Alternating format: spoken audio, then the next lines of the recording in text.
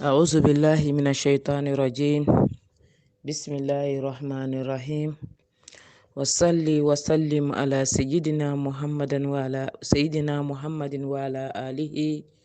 وأصحابه الكرام الطيبين. السلام عليكم ورحمة الله وبركاته. واغني أودا كوني أودا خانتا kuñinde ndo xanta nden dangiyen palle walla tiga kemene mame kemene allah ɓeɗo tiga ndengan kawa alhalancu kamma. Alhamdulillahi hamdan yaliqu bi jalalihi wa adimu sultanihi. Alhamdulillahi allazi la yuhmadu ala makru'in siwa. Alhamdulillahi ala kulli hali. Allah tiga nden dangiyen palle nterin kandano alhamdulillahi oy mulalenki na masala ali ihtifalu be idi nasara Christmas. Oy mulla na fonne masala to akun kempa Allah gede bucce be kinoyi ona keti famu yekinni Allah komonga salle be dina tarani soro tarani sallengeni kengi feti silamininga nasara wal yahudu. Derin kandano ke salle awo aginya fitinanga anya musiba nga silaminin maka ke susagene katimane dina mpamu imbala gonyani hadamare mengani dina mpamu anganan dina qimantu antan palle fayni kuya natu nante anken dina nyani tongun dina nga anken dina nyani dina beragantenga Allah maga anken dina nyani dina kebe Allah subhanahu wa ta'ala geti dina tanantire gene ike maga ke dina bani falle inna dina indallahi al-islam kengen islam akun dina nga dina be suugu yemmaga a hasida agummaga ko tasu islamini nyaga kala nyiyen kama dina be gonna agummaga ko tasi muslimini nyaga gursini dina be hasida agunda gonna agummaga da dimin nanda tore maga feranda benchu kuti islamini laga nyimene baka nyiyen kama islama agulla laga nyimene baka nyiyen kama qur'ane laga sankunu baka nyiyen kama islami me to gonna maga kongi khair suga rono kat islamini nga na utuka association ni beniga demandini na la wara khalis suga rin islamini to gonga khonna gundo hasida agummaga contrôle ndo sege ndendo fofo suga nyana na kenkille susuti agana nyogeno dinan pam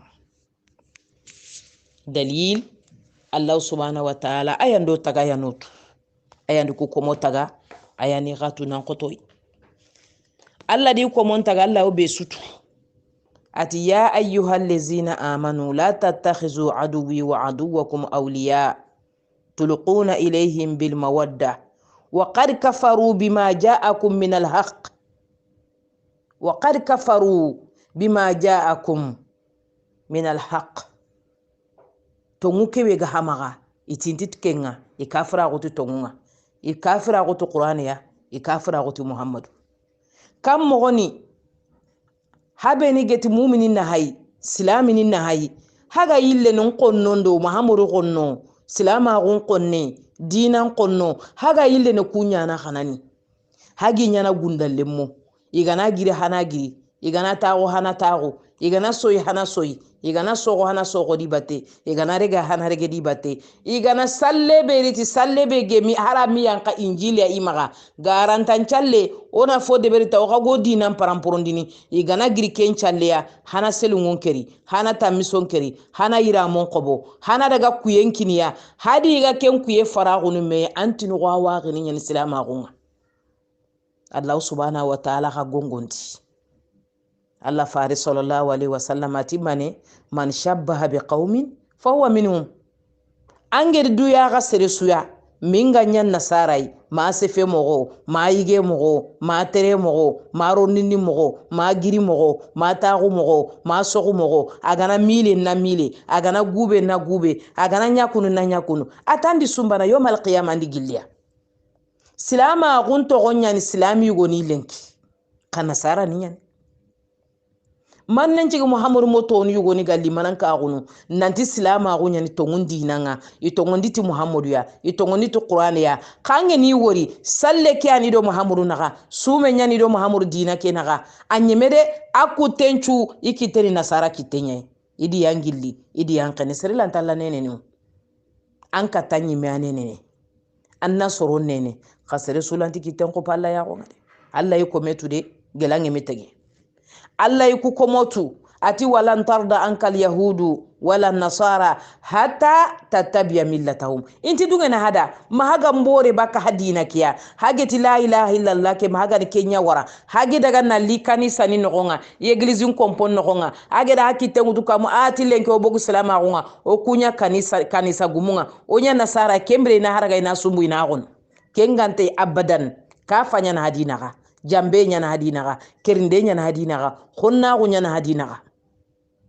nterin kandano yalfo anto Allah faare sallallahu alaihi wasallam age ma bangando da ba fofo sugo tinto dina Allah fofo sugo tinto na aljanna Muhammadu sallallahu alaihi wasallam hadiso ko ndeberi ada su bangandi saro kallenga na fo mise ada fo barakati fo binne ado fo kulli fofo sugo tinto ni jahannaba gay ada su bangandi qalato bakake khamaga daga kundu harike kilisrewtu khamaga kilimisongutu kilimise ke legeren telellegeri minne jahannaba yimbe khoron ken Allah khoron mo yonki numulungu botude e bire nasara nyinyenga ke Allah ha junti ke ngaw inna ardallahi wasi Allah nyinyen qore nyani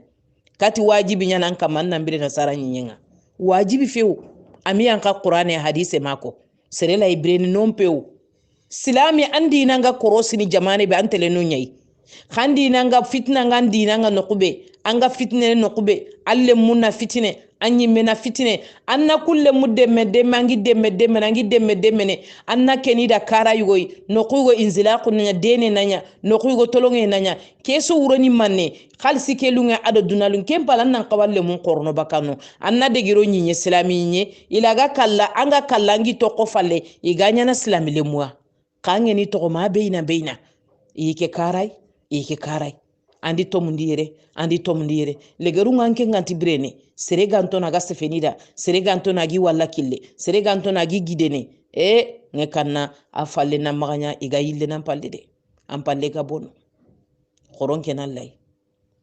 Allah subhanahu wa ta'ala ti melika nunga nari nan liyonki nimbagandi wakati be soro yugo ni anino idi du tonyo iga brendambe be no nga breke la ga baka no nga inna ardallahi wasi'a melika nunnati alam takuna ardallahi wasi'a fatuhajiru ilayya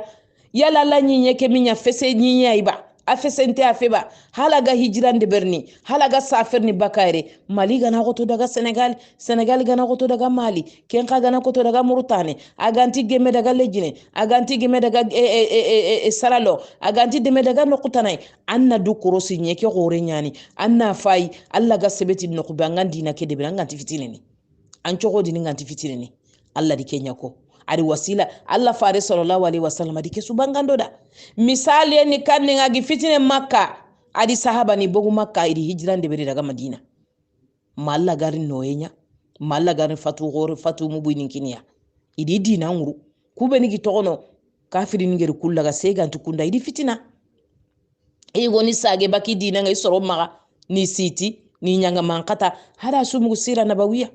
sira ke tarikhu nyani islama gun tarikhu nyani uga qaranga hana ke tona ke famu yekitana o dina ke fofo nti islami do ke christmas na gangade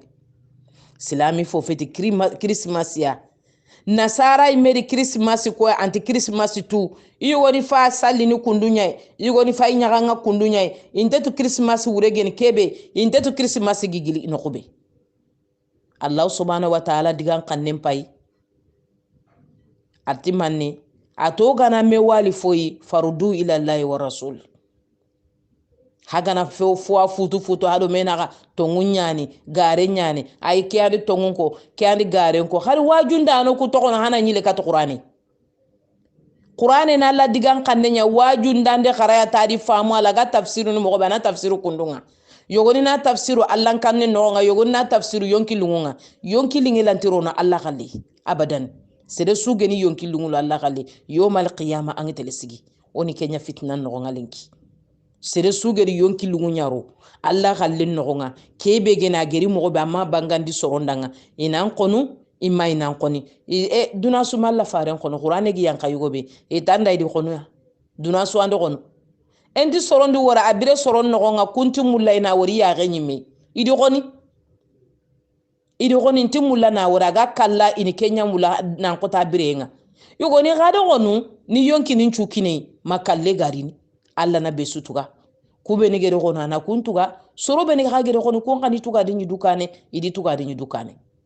qur'ane gi yanka yugo be duna suma ken kon aga bila nyime ma kon aga imagan talle mo nyime ma kon andi fam agi bire kube no nga suma fam idi kon idi toro idi rogo idi garandi idi nya kortinda idi nya debernda fara meri tanke mbegin wajunda hakebe ga murno magona Allah gallen ko soronda una bangandi ya ayyuhal ladzina amanu la tattakhizu aduwi wa aduwakum awliya tulquna ilayhim bil mawadda wa qad kafaru diga men yereya bima ja'akum min al haqq ikunti midunga qur'ane ya qur'ane gi yanka yugo be inti mulla inti qur'ane mulla imidunga qur'ane danga imidunga kenyugo danga diga me ke fayereya dina ke inti mulla Allah subhanahu wa ta'ala di langa qur'ane nogonga ati sore lange ike maga sorobe ni geti ke Allah remme ngi maga sorobe ni geti Allah ni sikwai Allah bane remme fillo sare sikoi sabun maryama dima kun choro afai ke Christmas ga de berni Christmas sorobe ni geri fillo ko fa Allah sorobe ni geri Allah nya fillo ida Allah nya sikko ko yalla anke me muslime islamiyante la nya kan ko fu kunya kan ba anga Allah butten kitana sakhatullahi Allah bute anke like umri wallazina la yashhaduna zura sorobe ni ganti garen cedan nagunga keni gare hore asere suga seda nagunga duna yomal qiyama antele sigalla jo Allah ga muhasabana afo misonda fo barakatin ange remme sa anko no remme ke andan yon kilungu mbotu remme ke nan caage na nyan nasara amma ay gore mungu tele na mugunta daga har dolo yimini ta seda islamille mun cuk bono ke al halai na to dina ke an dina nga corona dina ke bangandi soronda nga Allah subhanahu wa ta'ala agri dina ke beko Allah subhanahu wa ta'ala timi dunge dina tana islam agum palli qad kanat lakum uswatun hasanatun fi ibrahima wallazina ma'u إذ قالوا لقوم إنا براء منكم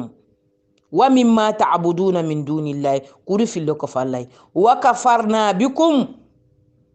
حاجة كيبي كما أبرا وكفر غتي وبدا بيننا وبينكم العداوة والبغضاء أبدا أدخلنا غنيان ميدي حتى تؤمنوا بالله وحده ما هاغان دوني الله بانيا لا شريك له في اللغة أنت الله بحاجة مكينيا دبري وكنت سكنا دهبتي النبي لا إبراهيم عليه الصلاة والسلام الله فارس صلى الله عليه وسلم عن ملة إبراهيم حنيفا وما كان من المشركين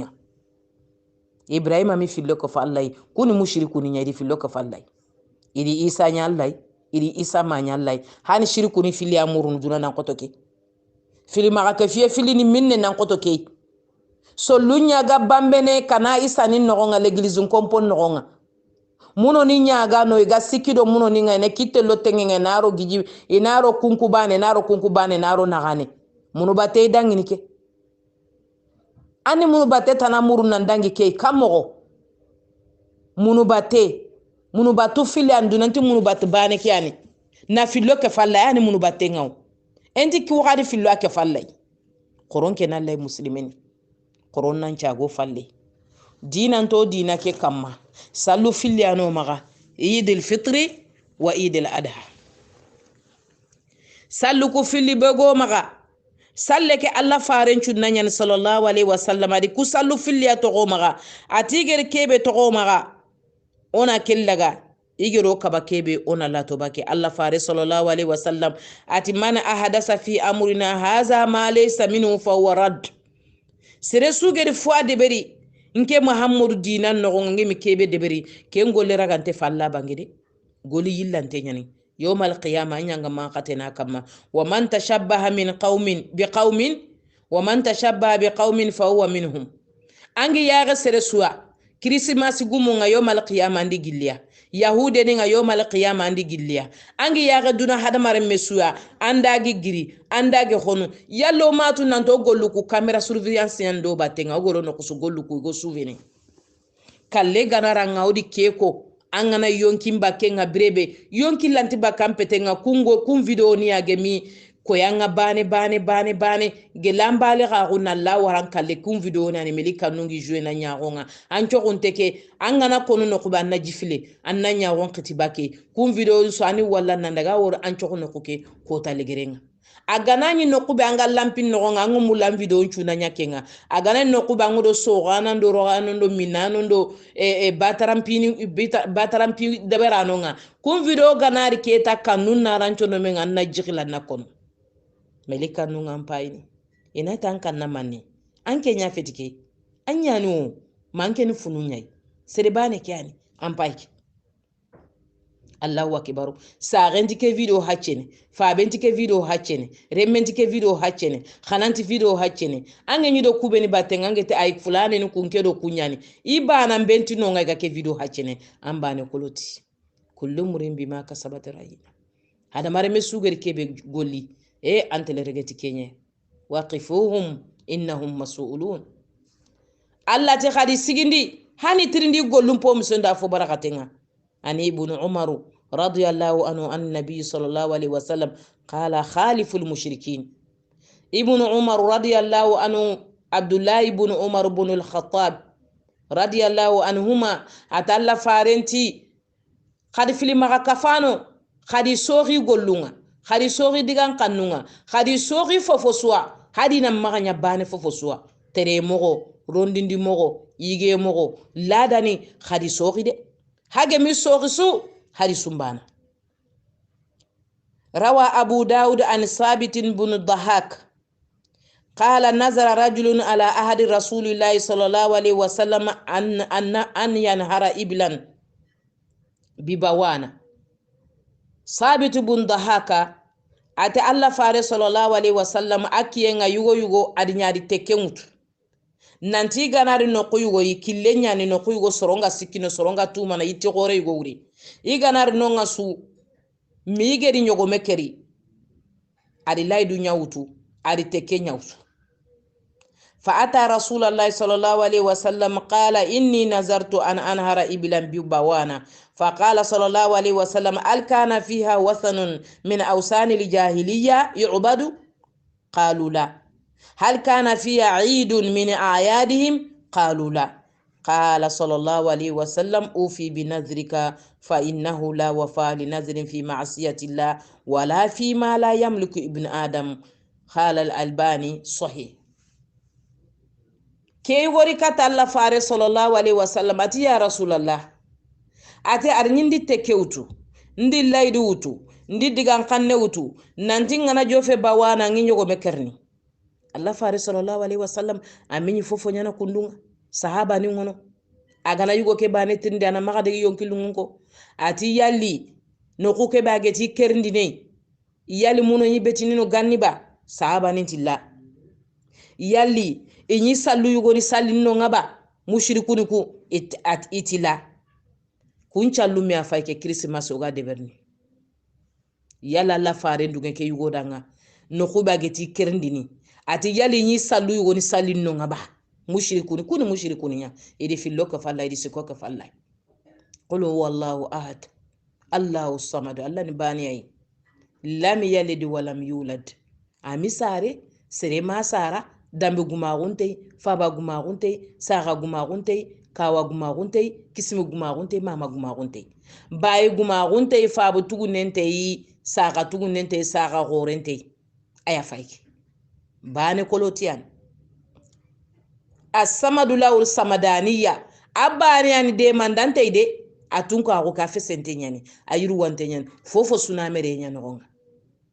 bani ani amide mandaka muru betie kebe ganyana ha junte yu inna ma iya amalukum hagollu nyani haga tele tugete ati ha junte ide ami de manda murudu ameti tampi ami ridi baganda murudu ameti ride iya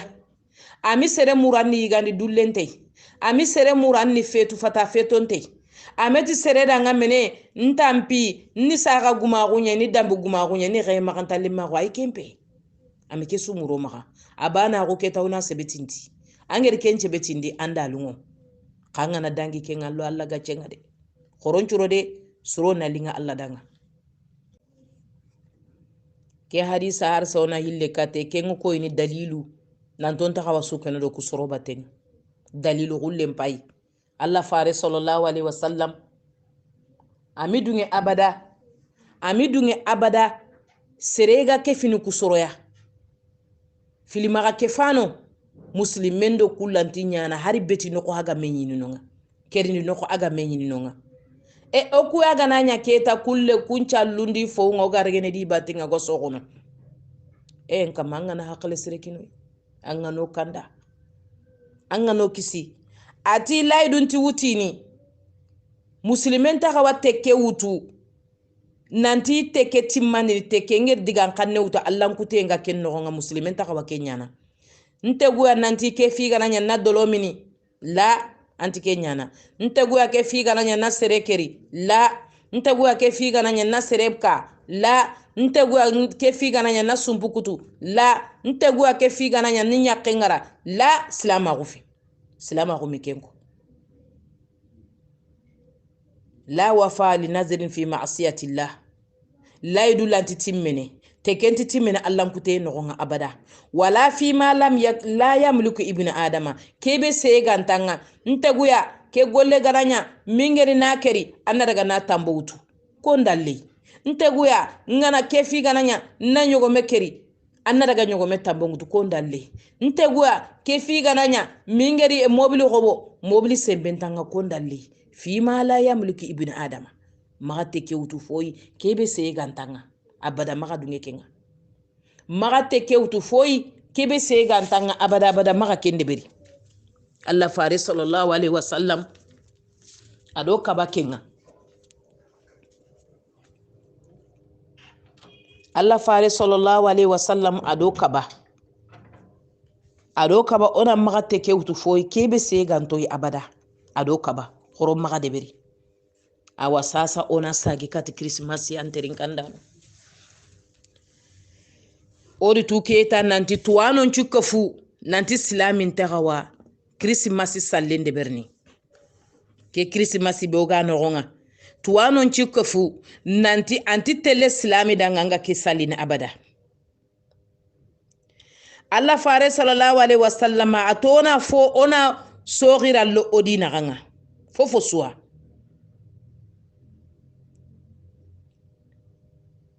أنا أنس بن مالك أن اليهود كانوا إذا هادت المرأة فيهم لم يؤكلوها ولم يجامعوهن في البيوت فسأل أصحاب النبي صلى الله عليه وسلم فأنزل ويسألونك عن المهيد قلوا وأذن فاعتزلوا النساء في المهيد ولا تقربوهن حتى يطهرن فإذا تطهرن فاتوهن من حيث أمركم الله إن الله يحب التوابين ويحب المتطهرين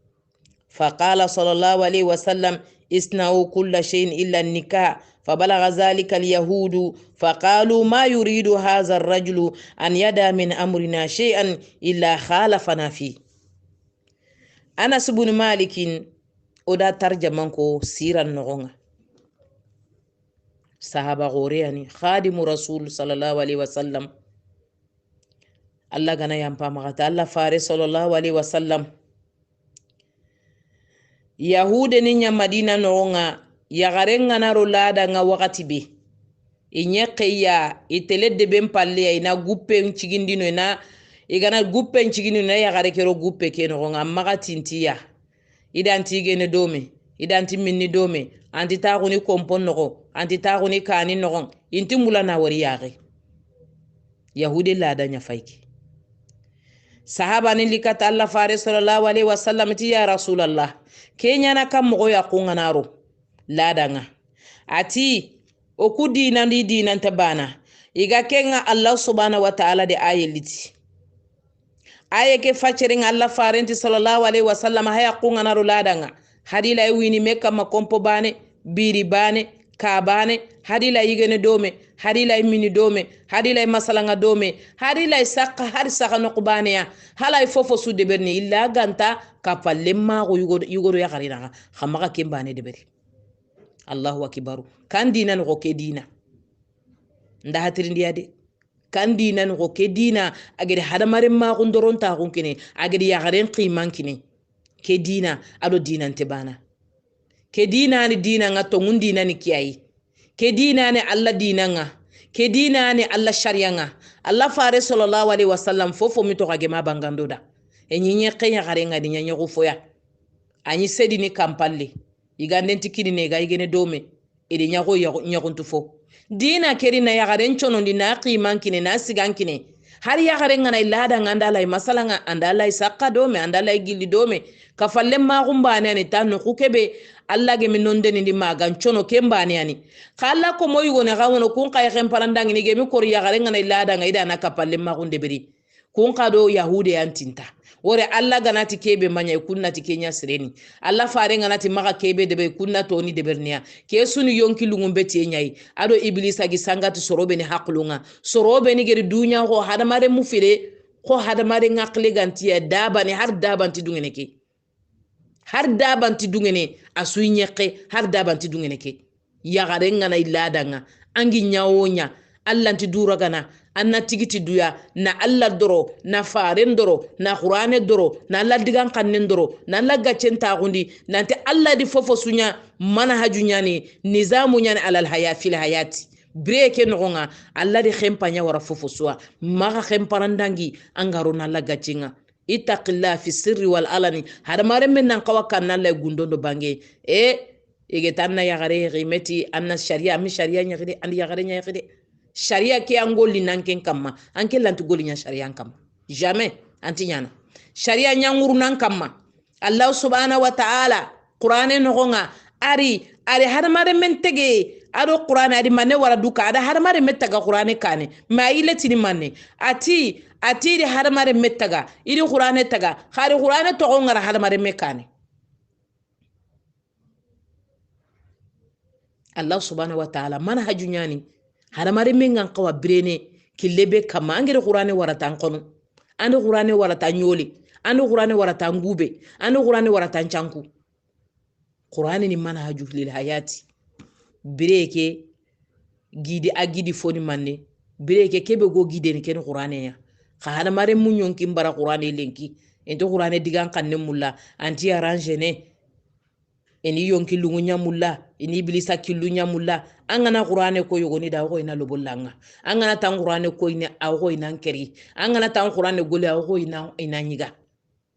Allah gano kisi Allah gano tanga kharifai Allah subhanahu wa ta'ala ge dorebe kino ku dina ke jallo kuldan qawake dina faraghunu dina tanaiba ana abi sa'id al-khudri abi sa'id sahaba yenyani sahaba gore radiyallahu anhu alla na yampamaga abu sa'id kuniya nyani atogoni sa'ad ibn maliki ibn sinan ibn sa'labata ibn ubayd ibn al-abjar ibn awfi ibn al-haris ibn al-khazraj abjar ke yogonata kismani yogonati ama fa bare kenya togoni khudri kenya nigeti abu sa'idi al-khudri ayandi ke hadisa lagami Allah faren sahaba gore nyani afa ba fatu uhudi kota sira nabawiya ke garam manano na tarikhuntu ona sira nintu ono dina ke fam afa ba uhudi gajangen kota na afa ba toy sahaba gore be igatini abi qatada ta ado kenni sagiya intafabi kenni badri nim pilli go nyani Allahu akbar kuni sahaba goro nyai ayandi ke hadith al-ghami ata Allah fare sallallahu alaihi wasallam ati la tattabi'unna sunata man kana qablakum hazu wal qazza bil qazza hatta law dakhalu hujra dabbin la dakhaltumu qalu ya rasulullah al yahudu wan nasara qala faman ata Allah fare sallallahu alaihi wasallam ata haworni sukkere soroba tengan ke Muhammadu falli igeni tallo no kube hana tallo no igara daga kilube ha sukkene diya batenga ige mogo isefe mogo imasala mogo isefe foni i garamponi ifofo sudambe ha sukkene diya batenga hariga naro kuto ngumme ngamme nyano nga kuto ngamme no ma hagere di batenga sahaba nindi mefai iti ya Rasulallah yahude do nasara ba ati gife kotanani yahude do nasara gife kotanani yogoni kumma ange mi nyakunya ya misuluse anya gomunyi anti dunatu anti fotu awa salama gunyani hadara salama gunyani hadaratul ula idi sulusasio kesu civilisation kesu tu salami ni nyamaka ogana to ona rokenga sasa obaka ke darsu ngonya kempa le fofo sunti maga igema utu igema fe salami ni maga igi sugo dinanga igi sugo civilisation nga ado salami ni nyi kane mogobe robe de mariage salami ni nyam finande rondi nasara fede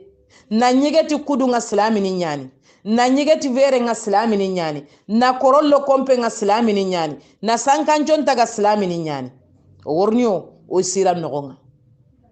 duwailatun dawla ni beni gidangi salami ni dawla goro beni gidangi handalosi Espagne atogone Andalusia kembira ni salami ni nyamaga misiri goro siki eglise kanu siki afake Andalusi Espagne fofon suti mugini nogonga jarasu chrétien ni nkotundu fondo sugunya mugina nogonga silami ni misiri goro nyani akono baka arabu ni magarabu ni sababu ya duko inta gundo kawa dun tagu ado dunare mago angana duna gonu bani angi barallahi alla na okuman hajuke baka magaya Allah fare sallallahu alaihi wasallam ado gonnon ni Allah kanninya asaba ni do gonnon ni ta Allah kanninya angana duna gonu bani Allah ndi duna do lahara kapameu wala tansa nasibaka min ad-dunya Allah dikenko maga mungu dan takenga ngana na buren kiranga yigan nan pogo sanche kangel londi gode londi kamaga mungu dan lay Andalusi kenni Espagne ay islaminin capital gore nyan Andalusi tuwana goron chu boguno bibliothèque goro nyuna safante ni kitabu ko islaminin kitabenga honno ngero ko tabe sinebeya edi islaminin qursiya bolongun chu fogu ferenyai bolongun qare ya nya qare nyai ferenga urunu o wurno ni siranya winga do Allah gana winkina mogi jofe kuswa edi ke solution su tu islaminin nyama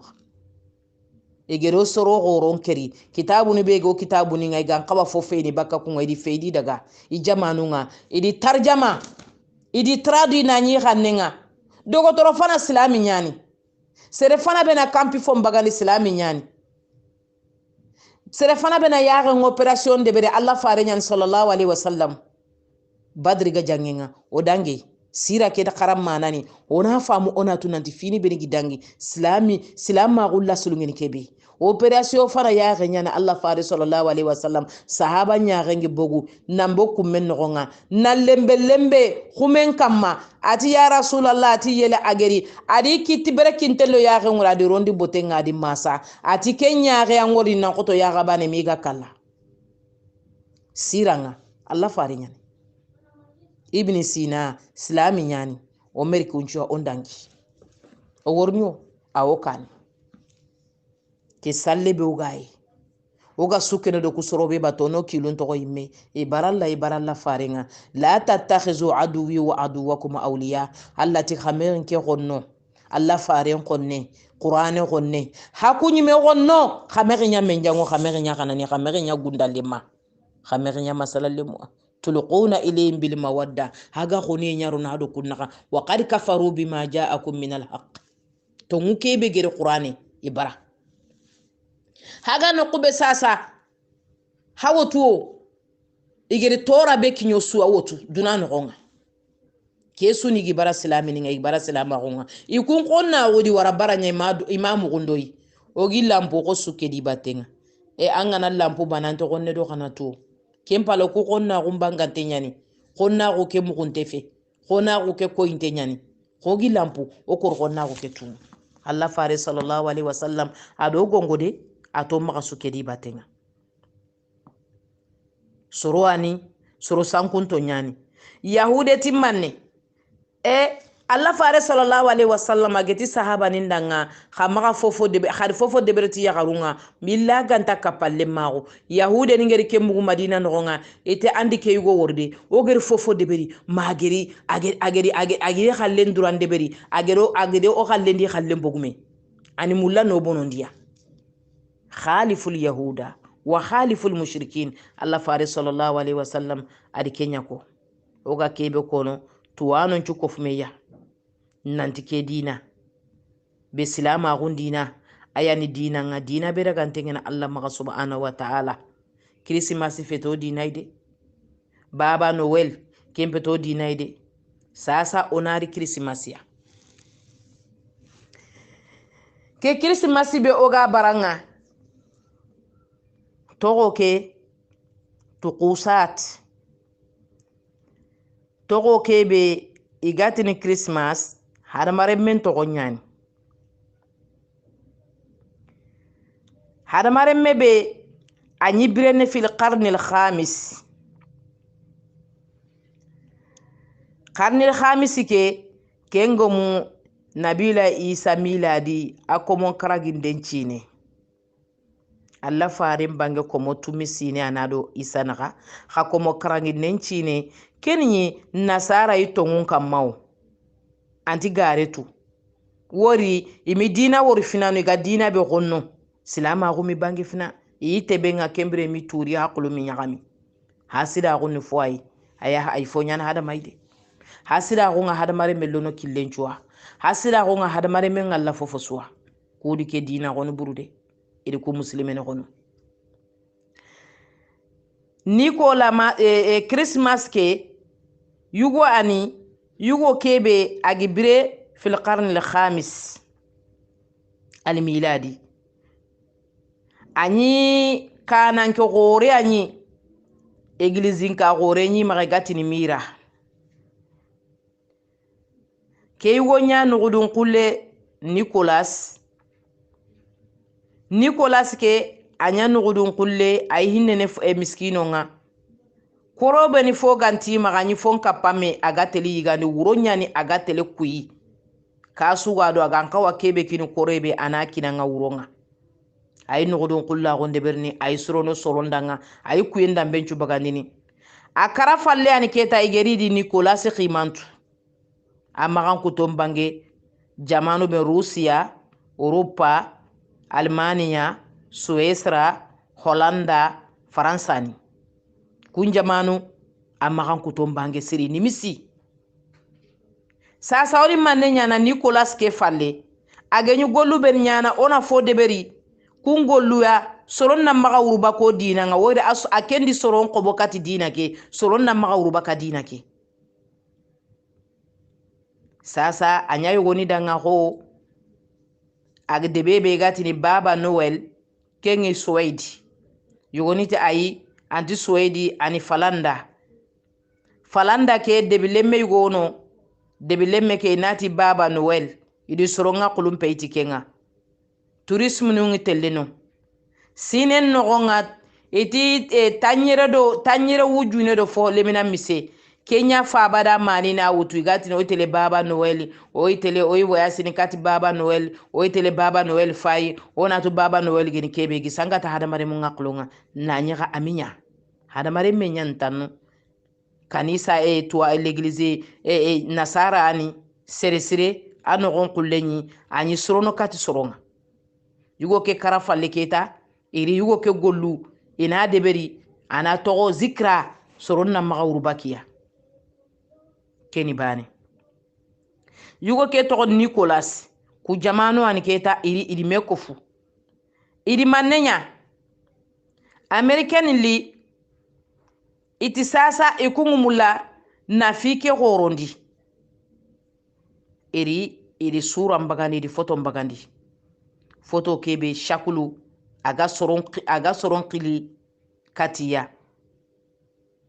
iri compagnie yugori Coca-Cola compagnie minifobe gatini Coca-Cola a compagnie ngi wunyi a 1881 kembre dessinateur gore be gano alaga desendini siringa atogoni Thomas Nista ari desendi ari Baba Noel ke deberi nanya moni manga droku dumbe ngoy kufune dumbe ngoy ngonu dumbe ngoy na te panya senke gulenga nare kembre ga salle ke deberi ni wakati ba nyana mulenga gatinyai idi nya ke ta yitte ke gala yitte ke sigindi yitte ke ga soro ni kanninga almani jamane nga soro fono beni genyino sari garo nasrandina nga yitte ke be ga Baba Noel sigindi na falle ga sanu lona kama ku yitte anyi magaga yitte ke batado yitte ke gan kawasadi garo nasrandina nga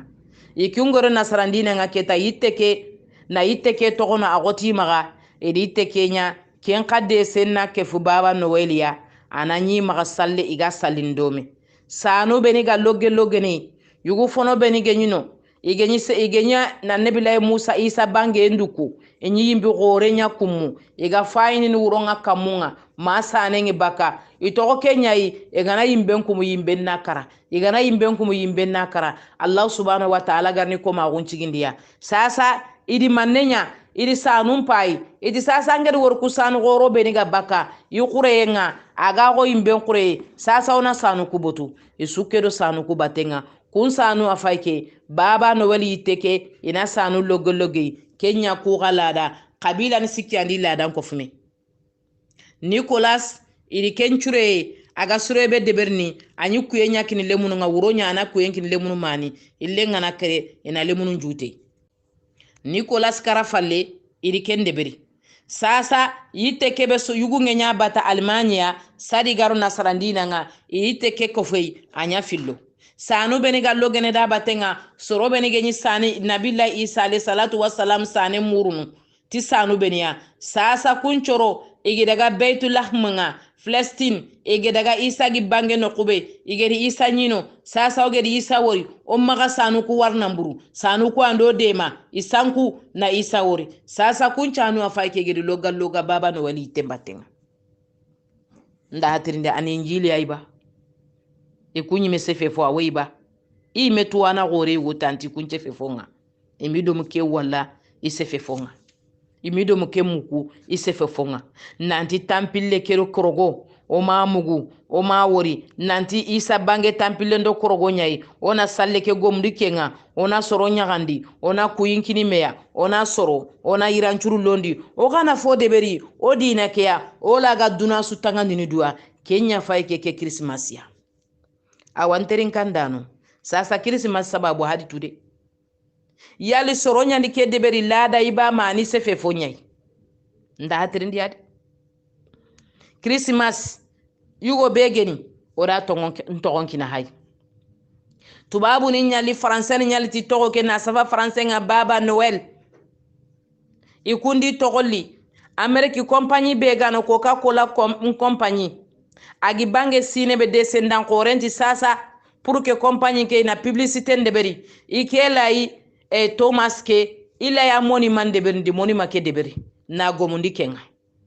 Almanya soroba ni gen yitte ke bata iro fale nasrandina nga kenyite afaike Baba Noel ga sikida batenga iga kadoni logane iga lampani logane iga nyela kunin lone iga nyaga na nyaga fatama sanu beni ga da batenga yugu ku beni genyi annabi la Isa alayhi salatu wassalam aduku abange nduku iga yimbe njanjandini yimbe ngana kara sanu beni ga toko keta iti sasa undi sanu ku bata sanu ku no dema egiri kenyai daga beti lakhmi fi Palestine annabi la Musa Isa gi bange no kube iginya nasarai ay to maga sanu ku fisringalu kunchanu afaiku Baba Noel yitentinge ala siringili Almania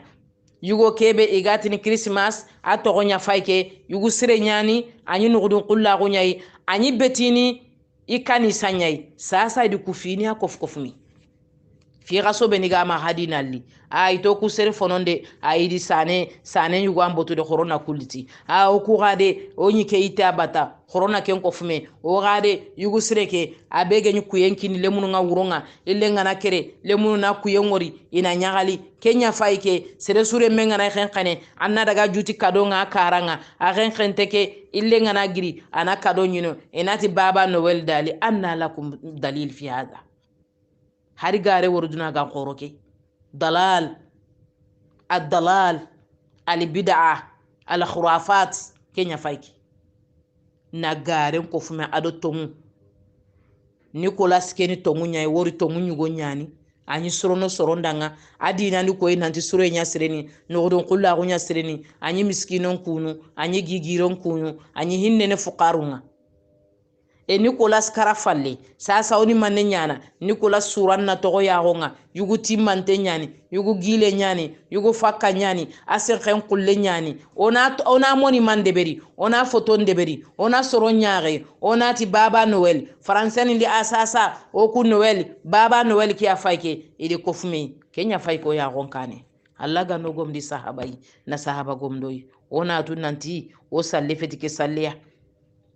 Allah fare sallallahu alaihi wasallam ado yahude nin ta wa tora mi jofiya ado nasara ta wa tora mi jofiya e haqqe ngo kamay gana jangre fo ganti ma oni de mani jara igana dulli oni igandi igana fetu oni fetu fata ona surenda benchunyo ola itele begi ola fofo nyanida ilaga ntan kefiya aqaidi ni yaqidanga igi dina garantandina kebe kamannan kefiya salama gondi kengo ogongo kengade يا أيها الذين آمنوا لا تتخذوا عدوي وعدوكم أولياء تلقون إليهم بالمودة وقد كفروا إكافر غتمني بما جاءكم ndi muhammadu gayi bara ndi qur'ana yankanda kama bara silama gondina bara iti kafra gute to nguke begi yankai hakunna suke di kumba tenga igarenga hani nya ga igaren kama igel diga mebe ko diga meke subhanallahi amma yushrikun subhanallahi amma yasifun na filloke fallai na alla nya fabe na alla nya yago yaqiya nanti isa ibn maryama afa banallahi amani maryama subhanallah subhanallah subhanallah hadisul qudusi Allah subhanahu wa ta'ala ti yabna adama ille koro kusuta mangin kana nan qoranda keinde Allah keinde ni kanninga anna filloke fallai andalla megendi andalla bugu sone nyoken no nga qulu wallahu ahad Allah ni kenyai Allahu samadu Allah ni kenyai lam yalid anan chonon takenda ngaw walam yuladi anan chonon takenda Allah nan chonon takenda ngadi kusanku ida Allah nyasi ko salisu salasa Allah dilanga lu'ina allazina kafaru Allah dilanga de ikafira gude Allah dilanga Allah geri sorobe ni langa sorobe ni geri filoko fallai igeri sikoko fallai islamin nabore anina ganenci tukun challenga ni nyaka safani de mana Allah filma ka fiye nyakam ani de mana igeti Allah de menyan isai isa bange ini kenya sallenga ani de mana filma ka fiye ani de mana mushrika gunya ani de mana nalla butundi dure ani de mana gare kebe geri sedan nago ani de mana kenyai allati wallazina la yashhaduna zura sorobe ni gemi garen cedan nago angemi sukke di batte angemi sallen challe ami gare sedan nago de fay gare nyakama sede sugeri de berandi garen cedan nago awa yawmal qiyamah mo sorondi de bara golle nganda lakane ango lukuswa Allah subhanahu wa ta'ala itela lagatikia keni fi gore ya kefe di filamane de keni fi gore nya Allah di nema nyongo da nganterin kandano Allah de khairi nyongo danga Allah geda nya silama di nema nyangandanga Allah geda kanda nangara silama gun kama Allah silama gun killen kama Allah de fo nyangandanga maga ile ba ya ga bakado sankunton batenga sorobe ne Allah gede sankundi wala dalina sorobe ni gisanku maga du kofu wala dalina nina anku nyallanto kofu sankuntonga farlancha luke keregi ghairil maghdubi alaihim alla butun tenga sorobe ni wure kunu kwai yahude tu uzairu na Allah rimenyai subhanallahi amma yasifuna uzairi qissanda ngoma wala torono ilenki wakati tobaka nasara ti sana Allah rimenyai aqisandangi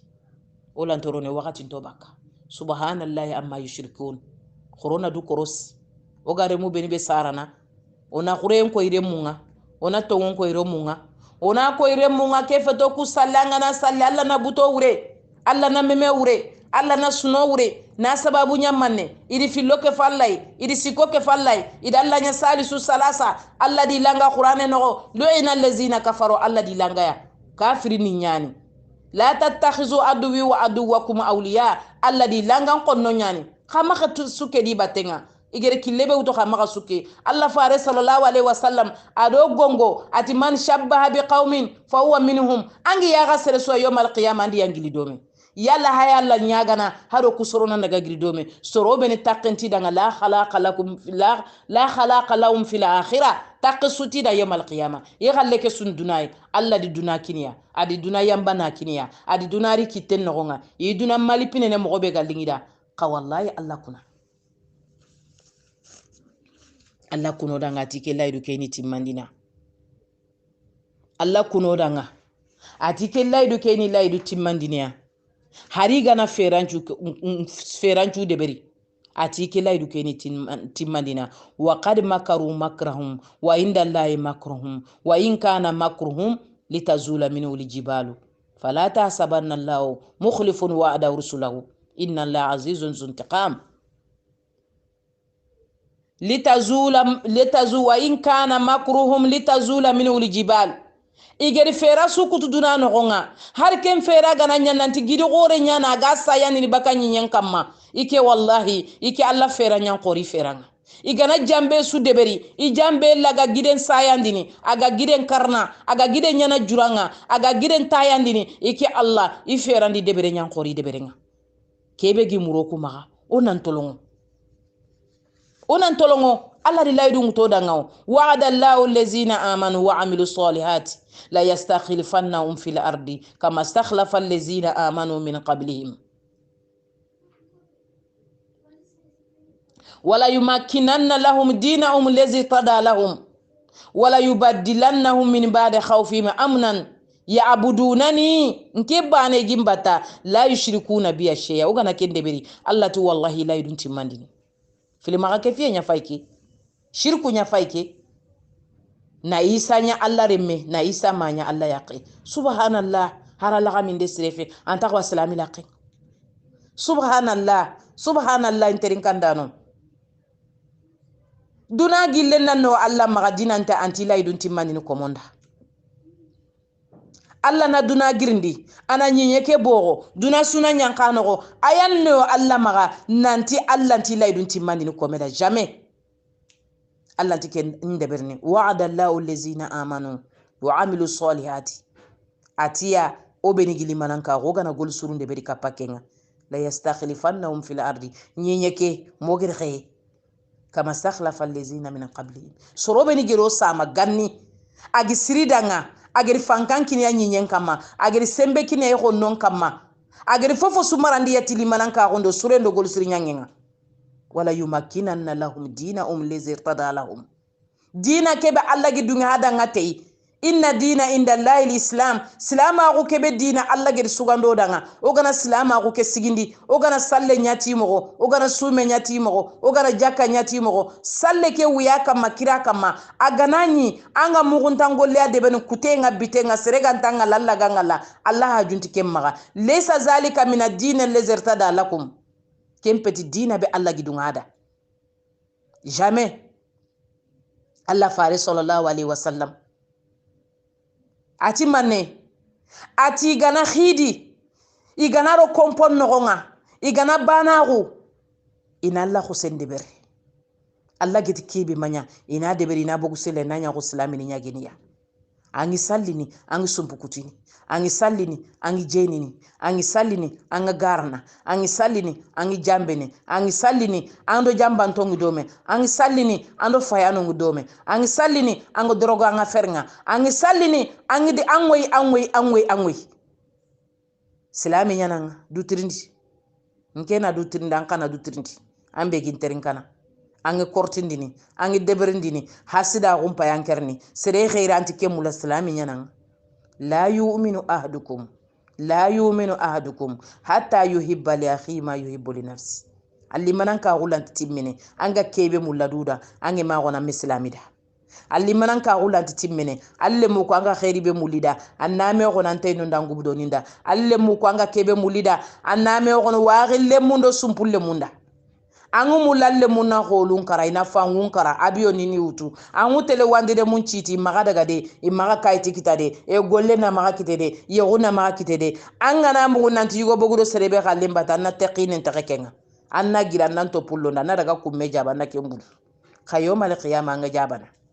billahi sere sugi nyaf golle su sababunga yomal qiyama qiyama femene ona kenna lato ona kengara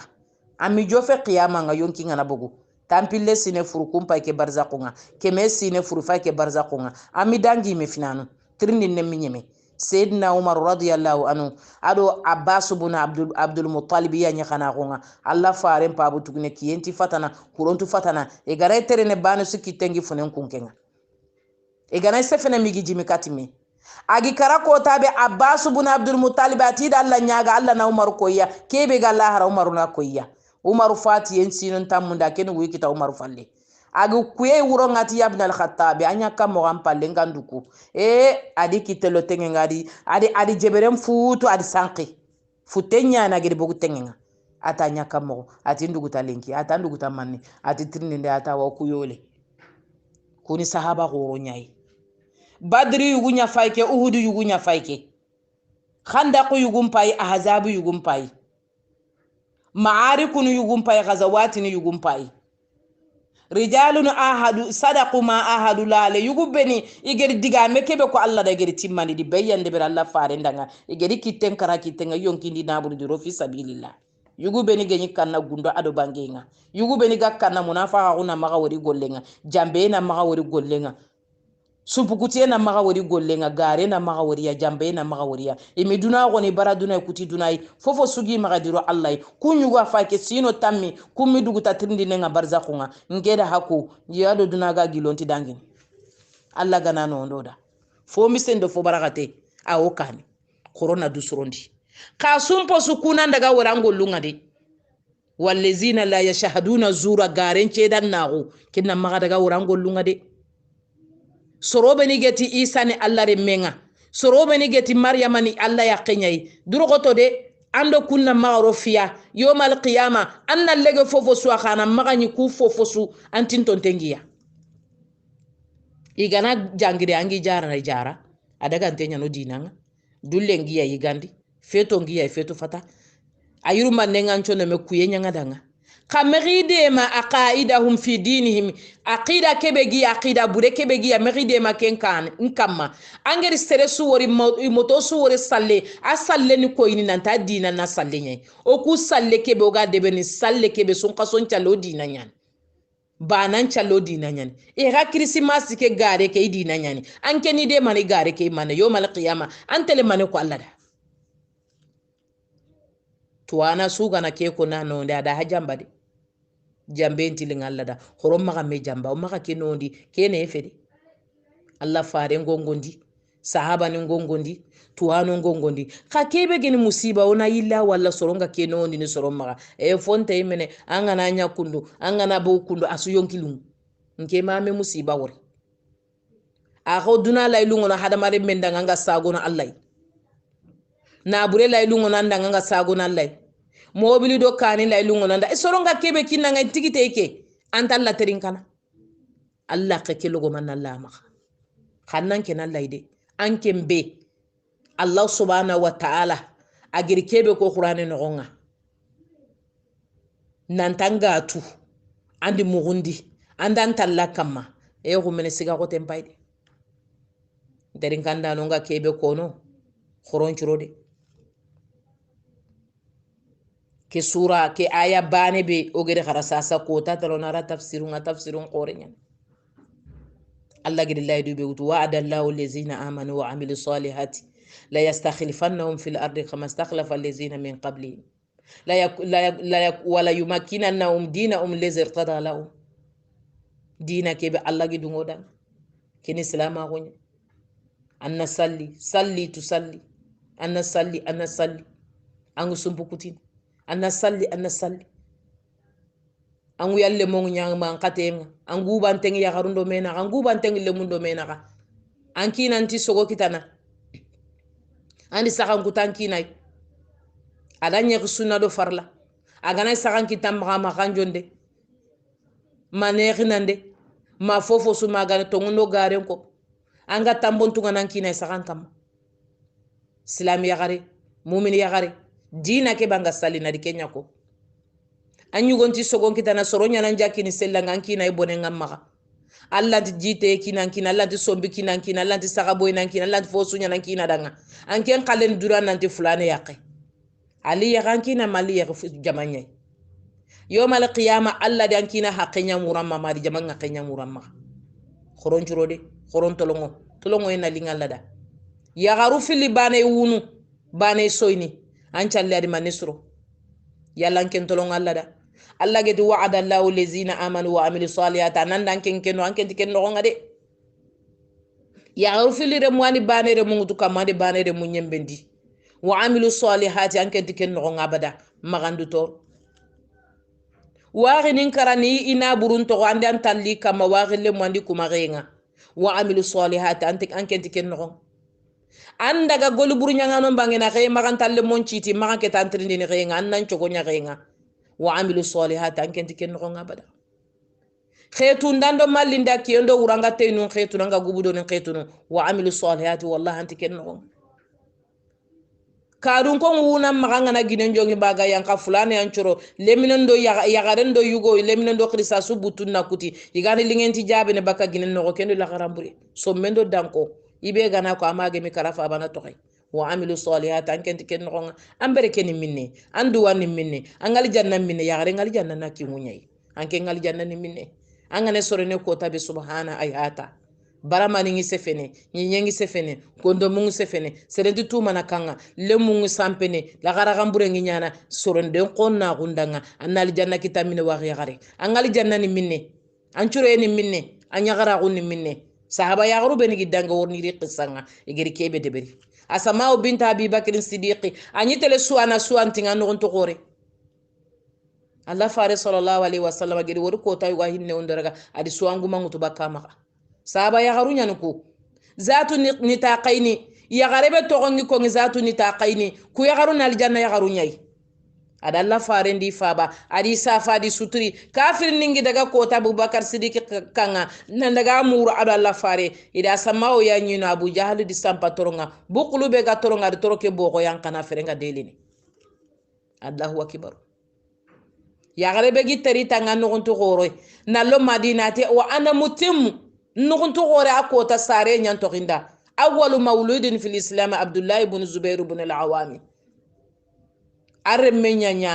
ساري رمبانا مدينة نغنغا مهاجرين نلمبانا عبد الله بن زبير بن العوامي أنغنتو غوري نيان لو مدينة أرو يبتي نغتا بيتي كارغا ساري تا عبد الله يا نانتري تاغا مكة دو مدينة ورونتو درو غوتونو أنا نياغا كويا أنا لا توباكو كوكري مسكري سماسينيا كنت فسروني الله غانو غوم الصحابه وقت اللي غين داو سكيري سري غانا فوكي تدغا موكو اكمنا يامبوما اقول قولي هذا واستغفر الله انه هو الغفور الرحيم واتوب اليه انه هو التواب الرحيم نكي يامبانتي غاسو ما الله غانا خير كينوي الله غانو سبتي دي دينا كي كما الله غانو لغرون چروندي الله دو تاقينيا دونا بان الله غانو كسي فتنه مغونتا ادو فتنه بانكانتي الله غانا دي موكو سبتيندي نانو نيوداغا غونندو كانيغا والسلام عليكم ورحمة الله وبركاته هواغي يغرين نمو كل سم جابرا نمبو جيري مغالي يا